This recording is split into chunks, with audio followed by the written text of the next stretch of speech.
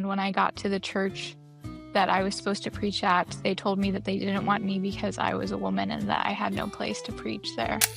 But we didn't think that women could be pastors, especially because I come from South America. South America, there is no such a thing, at least in our denomination, there's no such a thing as women being pastors. Basically, there was like 17 of us college students who Mm. didn't know what we were doing, and we were running a school. We were teachers. We were the whole staff. So if they didn't have us, they wouldn't have school. And so it was really interesting.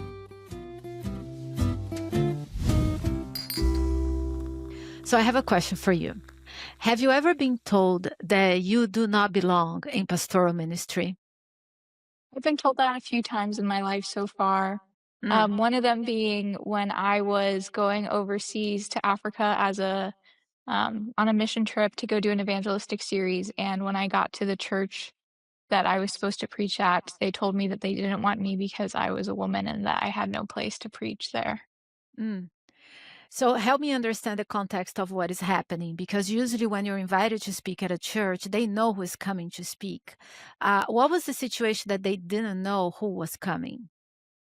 I don't know if they just saw my name and assumed that I was male because there was a group coming from our seminary.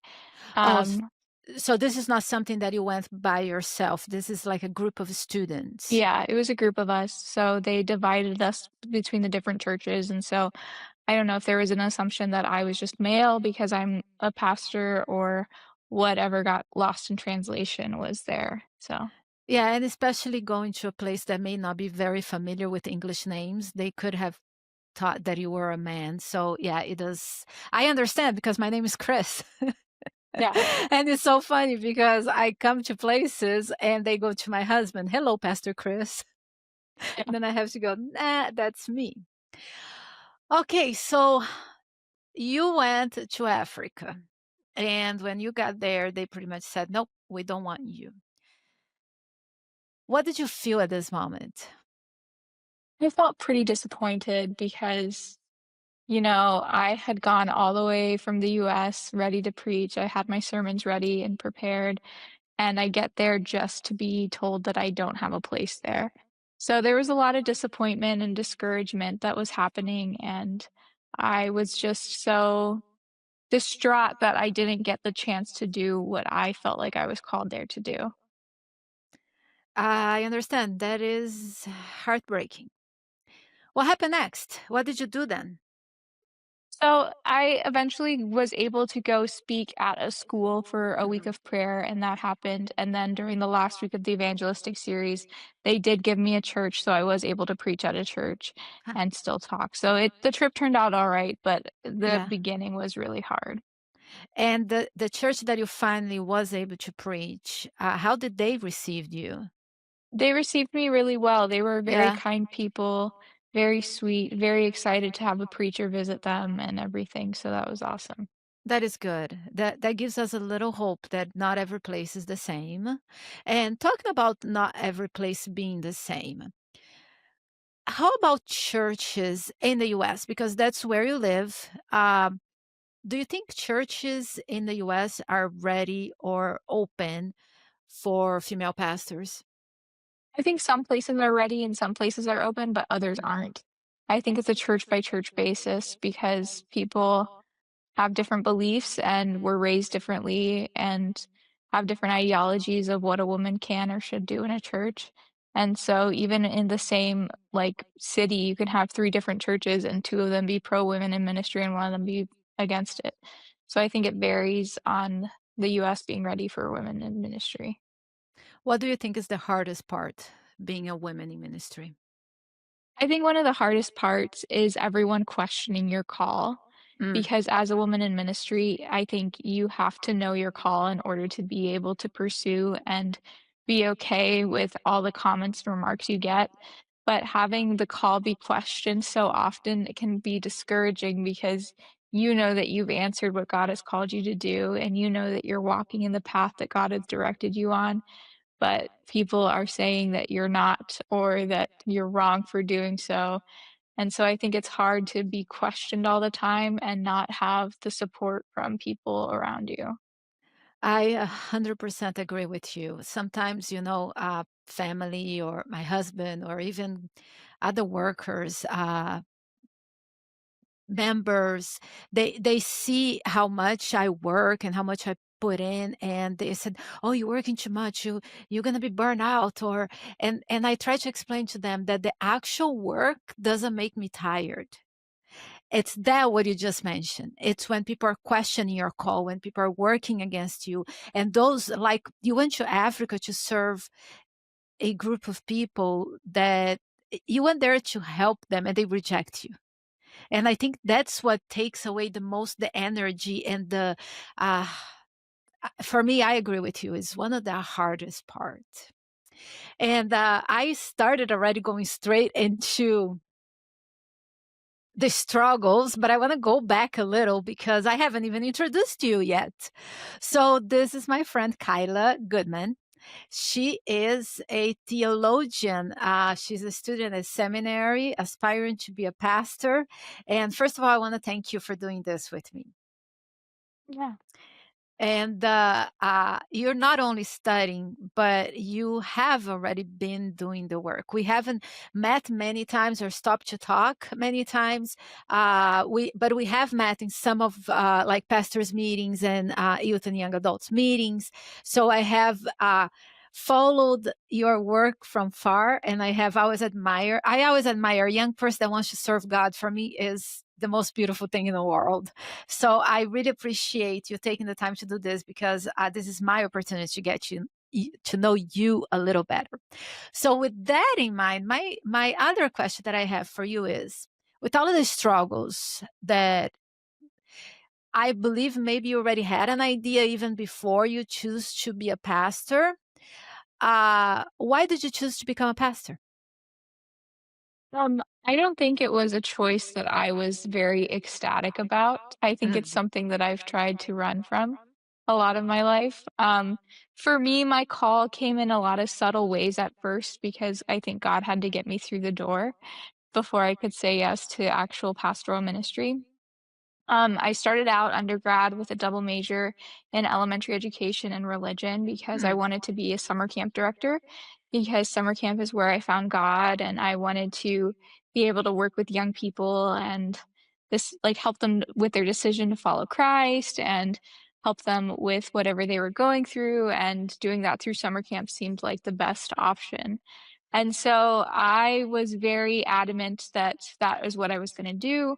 But after I started doing like classroom observations for elementary ed, I quickly realized that I didn't like the education part of it. I didn't like being with kids all the time. Like, I enjoy kids and being with them at camp and stuff, but I think beyond that, it was not my cup of tea.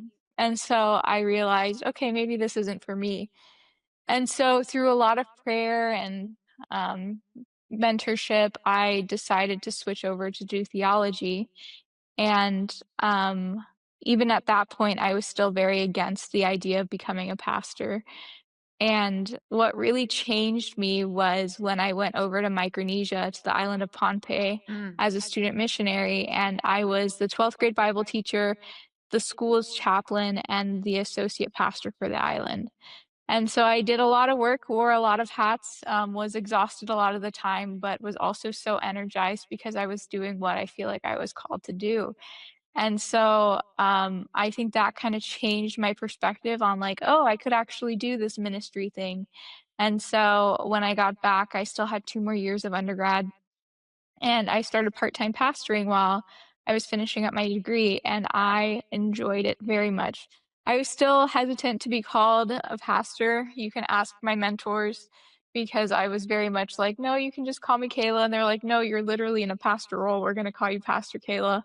And I was like, "Okay, that's fine." But I was still very much against it in a lot of ways, but they really pushed me to overcome that. And ever since then, it's been this adventure of learning who I am and who I am and who God's called me to be. And basically just pursuing that calling and accepting that sometimes that calling comes with the title of pastor, and I have to deal with that. So, Where do you think this? reluctancy to become a pastor, or even to accept the title pastor? Where do you think that came from? I think part of it is stubbornness just because I don't want it. But then I think another part is that I was raised with the idea that women couldn't be pastors Mm. and that we shouldn't pursue that. So it's a mixture of A, I'm a very stubborn person, but B, the cultural identity of us is not one of pastoral leadership. So, And I think the fear of, here I am wanting to serve God, but what if I'm sinning against God? right. And I had that for most of my theology journey. I was going to school doing theology, which, by the way, I went to school to do theology. I mean, I didn't go to school to do theology. I went to school to do teaching, education. And my husband was going to do theology. But let me explain this to you. We were really trying to trick the system because my husband, he says from the beginning, I never felt called to be a pastor. He always felt called to be part of the mission with me as my support. He is my right arm. I mean, my ministry does not exist without my husband, but he's the guy in the background. You give him a mic and he melts. He's like, that's just not him. But we didn't think that women could be pastors, especially because I come from South America. South America, there is no such a thing, at least in our denomination, there is no such a thing as women being pastors. So we thought that the only way that I could work would be for him to be a pastor, for me to work behind him as a teacher, Bible worker, Bible teacher, something in that same manner. So, and then as I went to first my undergrad, and I had to take, being in an educational program, you still have to take religious class because I was in a religious school. And when I went to the theology building to take religious classes, and I started meeting women doing theology, I started like, oh, what is this? Yeah. And my first reaction was to think that what they were doing was wrong. Yeah. My first reaction was like, they are wrong. It took me time to accept that no, God calls women too. You know, that it took a while, God working in my hard head to finally accept that. Yeah. How about your family? Did they support your decision? Not necessarily at first. I know there was some reluctancy because they were like, "We don't know what you're doing, and we never thought that you would do this." Was it Uh, because they also don't agree with female pastors, or other reasons? it was that, and I think, like, there was some of that in there. There wasn't fully, against them, but there was a Mhm. little bit of, like, their upbringing in that. Mm. But then also just like, are you sure this is what you wanna do? Like, you can do a lot of things, but do you really wanna be a pastor? And it was very much like, "Huh," like, I think just a lot of uncertainty with it and just apprehension of, like, "Is this what I'm gonna do, or is this just a temporary thing?" So, it was a lot of in between. With all of that, did that make you doubt your calling? At times it did, but at first I didn't wanna be a pastor anyways, so it didn't Mm. really bother me because I was like, "I'm not gonna pastor, so I don't know why we're worried about this." So, it didn't deter me at first, and it still really hasn't deterred me even when I still face those things because I don't really care about that. Yeah, like you're saying, like if you don't become a pastor, it's fine. Right. Yeah, I understand. Well, at the same time that I went through the same thing, I was like, but what am I going to do with a theology degree? Yeah. That's the other thing, is not only it's because a theology degree kind of limits you. Does that give you any anxiety when you say like, oh, if it doesn't happen for me to be a pastor, it's okay? Um, it doesn't give me too much anxiety. I mean, I'm hired to be a pastor already, so I'm already in that process, so I don't really have to worry about that. That is But, good.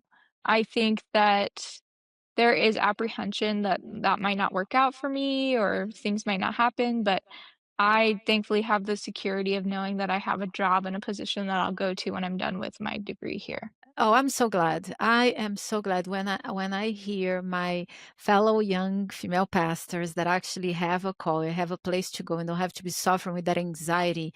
I think that that is one last thing on, to that we don't have to overcome, So I'm happy about that. Yeah. And basically, from what you're saying, what really solidified that God was calling you for leadership to serve Him was when you were a missionary in Micronesia. Yes. How Share a little bit of that experience with other young people that are questioning what they want to do when they grow up. Like, what am I going to do with my life? How did that experience affect that for you?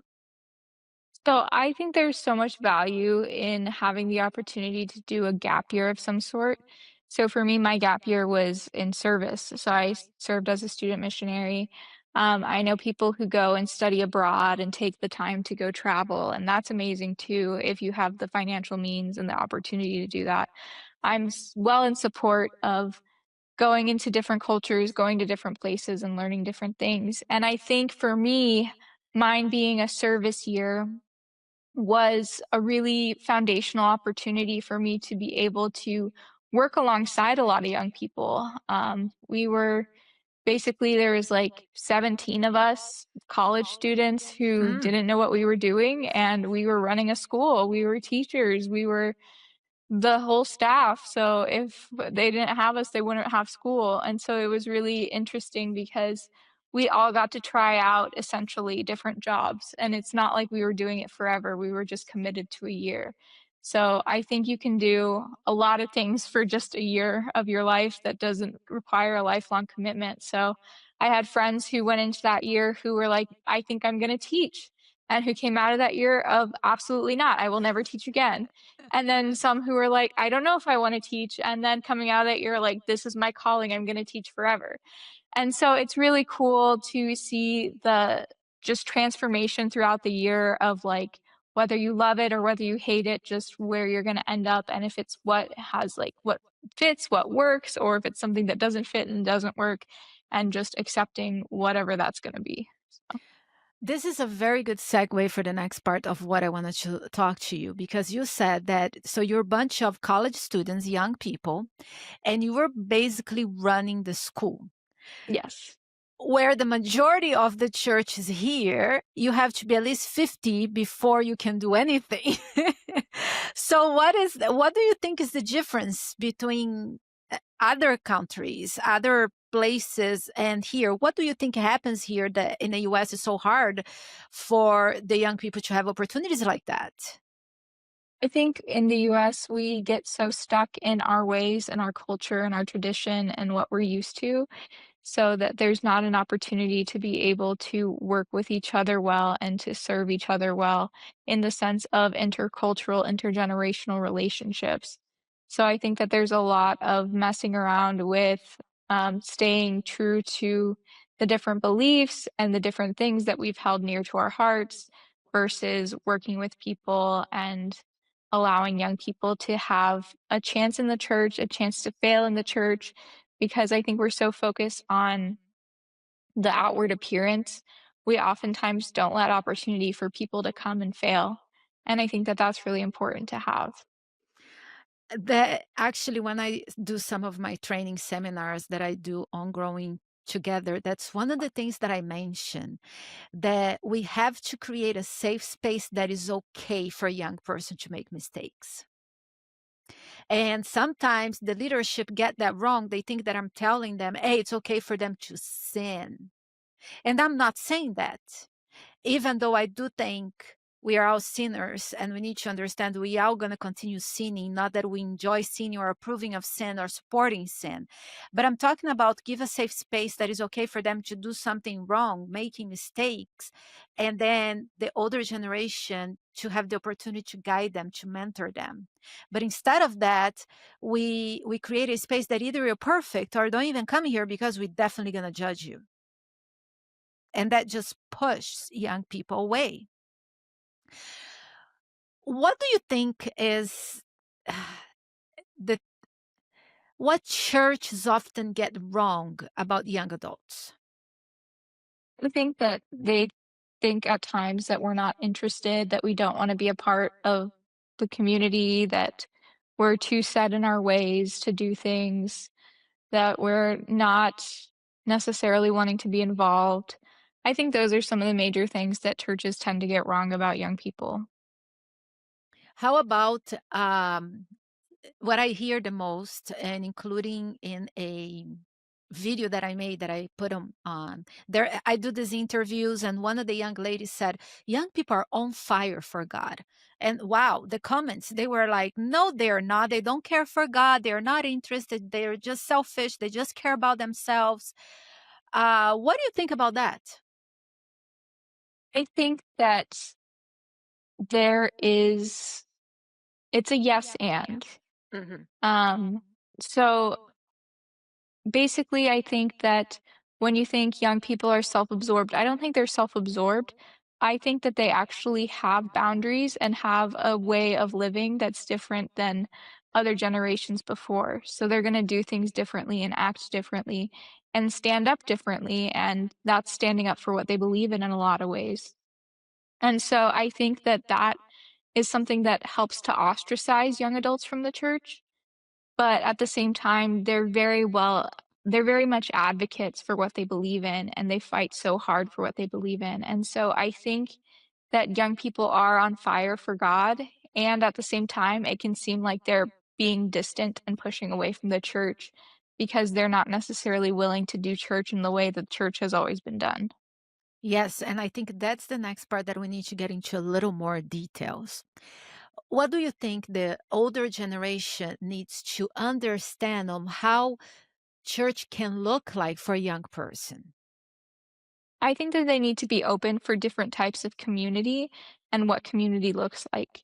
Because community looks like accepting people where they're at. And too often, we get caught up in our doctrinal beliefs of who's who and who's allowed in church and who's not allowed in church and who's a sinner and who's not a sinner. And so I think that the younger generation sees through that and calls the church out on it, and I think that the older generations need to be willing to let the younger generations have space to do what you said earlier, make mistakes, mess up, not necessarily sin. We're not trying to encourage that, but we're trying to encourage a safe spot for people to have the container to be able to try things and fail. Yeah, and even when we talk about something like sin, something that we really do not, as Christians, we do not approve of. But we have to understand that the young people inside our churches are going through the same questions, identity questions, uh, development questions, and what I'm going to be and who I am. Do I really believe in God? They have the same questions that the kids outside of the church. And the problem is because we're not creating the safe spaces that you just mentioned. Where are they getting the answers? Where do you think they're getting the answers? I ask these questions. um, and basically, they are getting the answers in places that are not safe, through either friends that have as much as experience as they have, or through TikTok or something like that. So if we don't create this safe environment where they feel, hey, I have a question about my identity, and they know that they can ask this question to somebody that will love them before judging them, they're just going to continue getting the answers in the wrong places. So what do you think? Let's yeah, let's go there.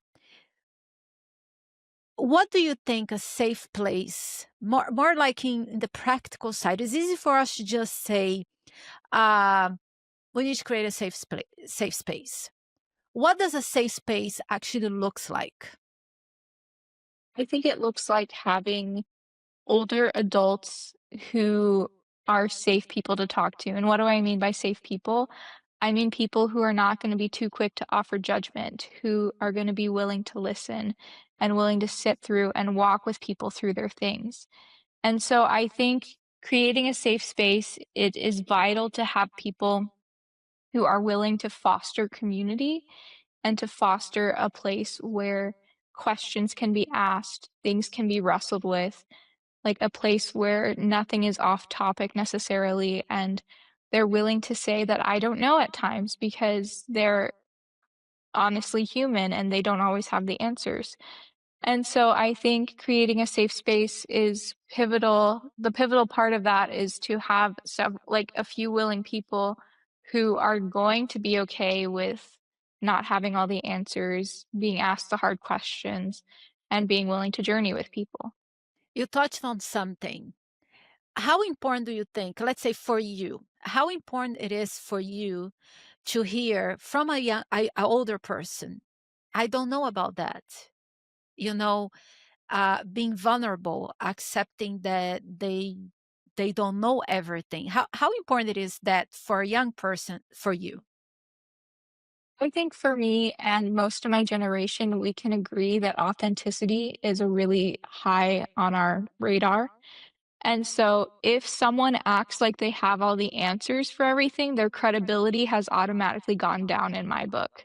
But Mm. as soon as they say that they don't know an answer to a question or that they're struggling with an answer to a question, that's when my trust goes up in them. Because I know that they're willing to wrestle and be vulnerable and tell me to my face that they don't have the answer, but they're willing to go through different questions and answers with me.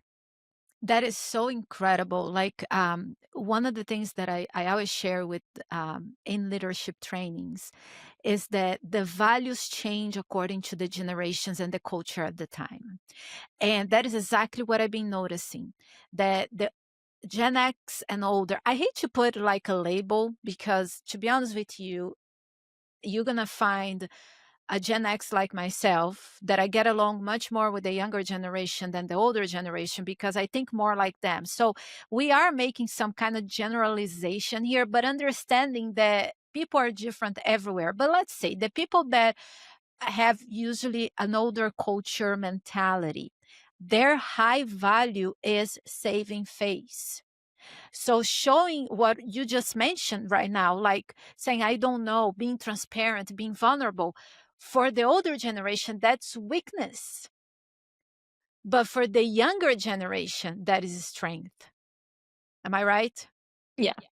Yeah, that's what I have noticed as I am working more and more with young people and listening and doing these interviews. That is exactly what I've been hearing. And I think it's very important for me to say here during the interview is that the reason why I'm doing the interviews, it's not to criticize the older generations, not to criticize the church or the church leaders, but it's like, how can we learn? Because a lot of times, while we are in it, like I was listening to this historian, and he said it's very easy to judge a historical person in the past, but when you're actually living the moment, it's very hard to see what was happening and what was wrong, you know.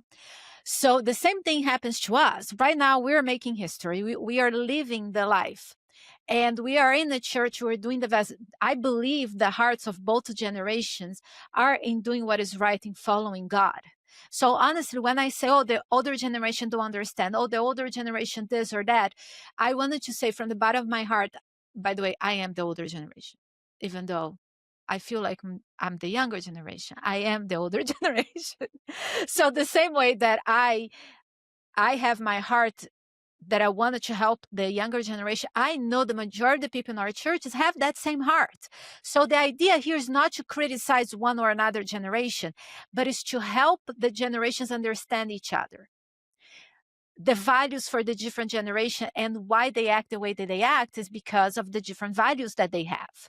So this way we can learn from each other and grow together.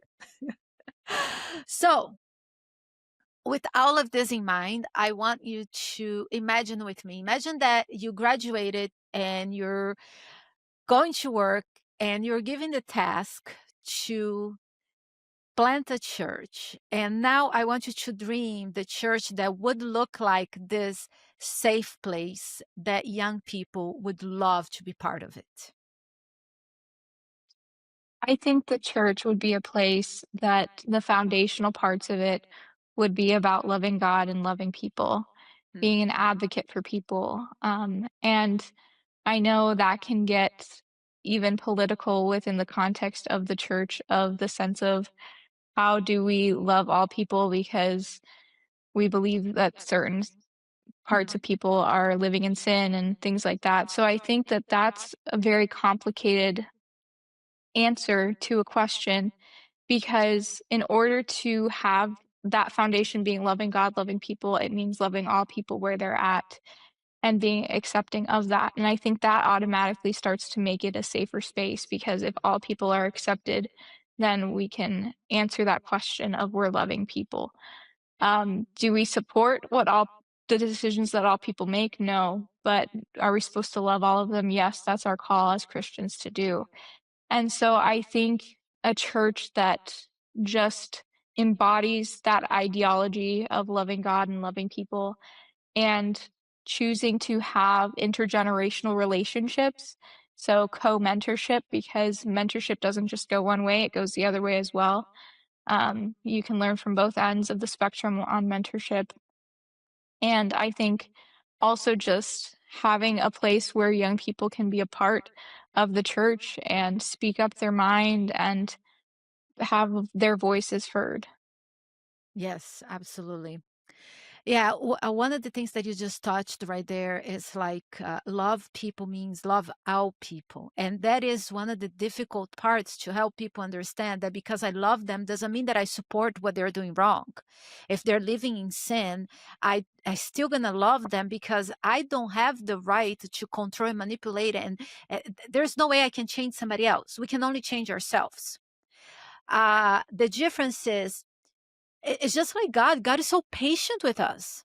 I look back and I see like there was a time that I was rejecting God. I was an atheist. I didn't accept that God exists. And if he did existed, I felt like God would be evil if he did exist and allowed me to go through all of that. And God was patient with me.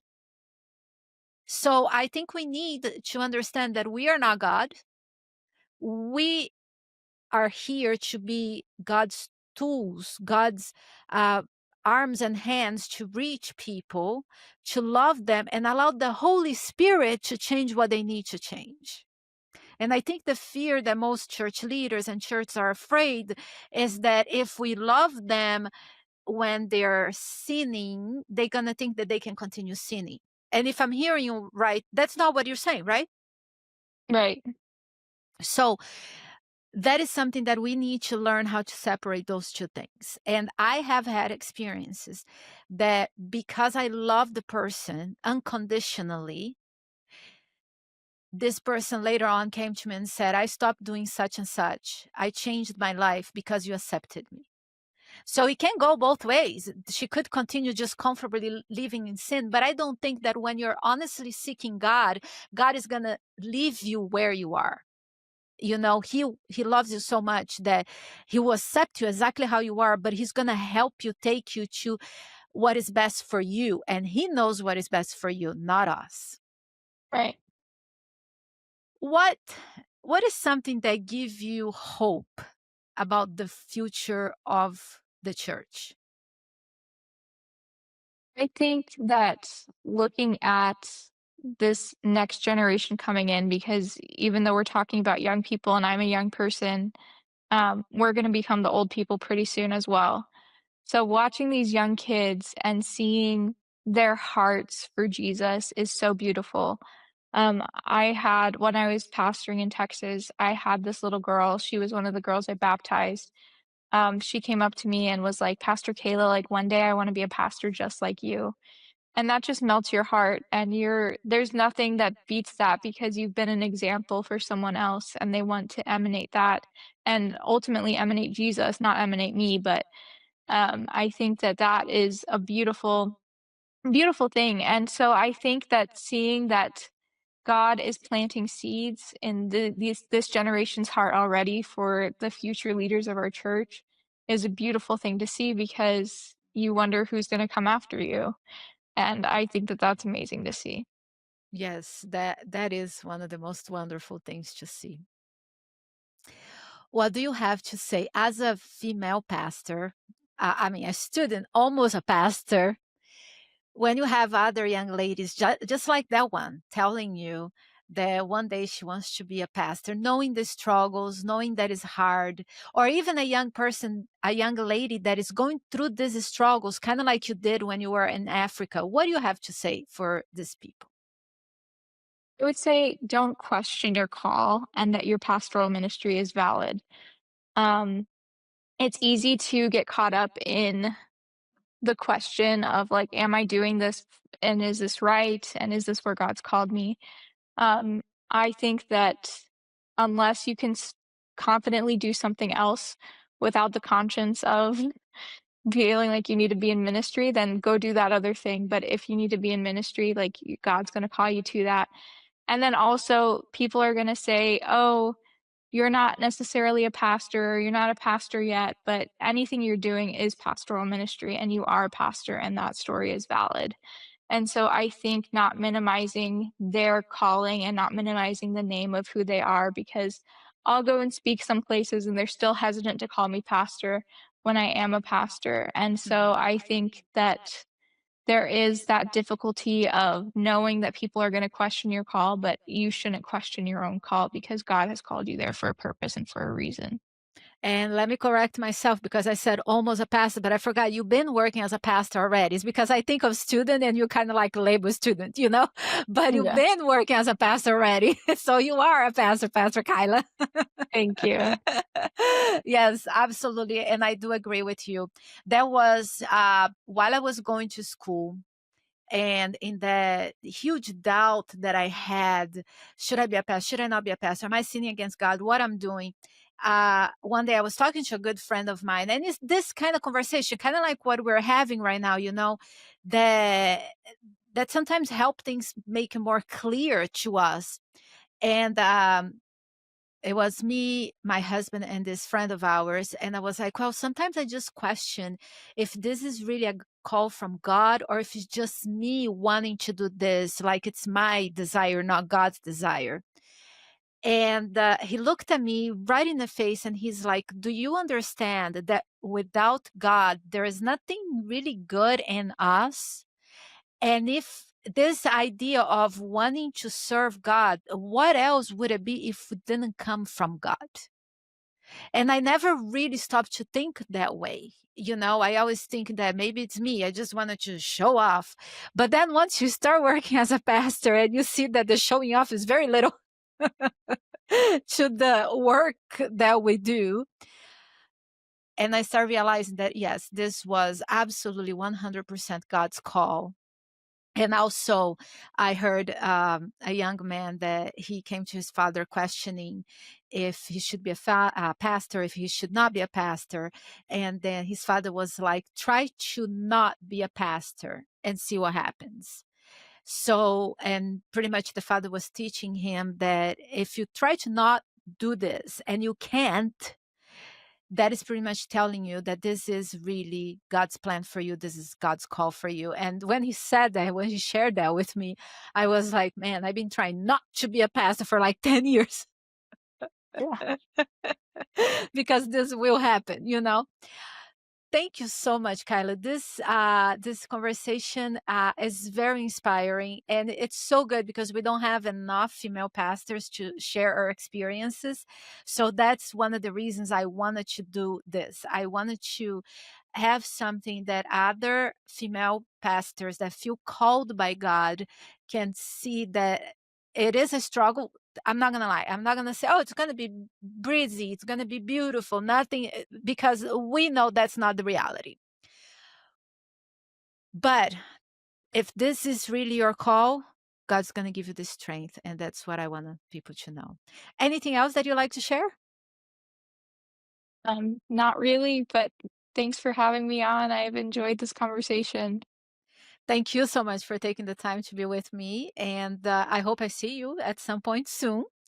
And for those that are listening at home, I'm gonna remind you to subscribe, to put the little notification so when we have new videos, you see. And thank you for listening. And until next time.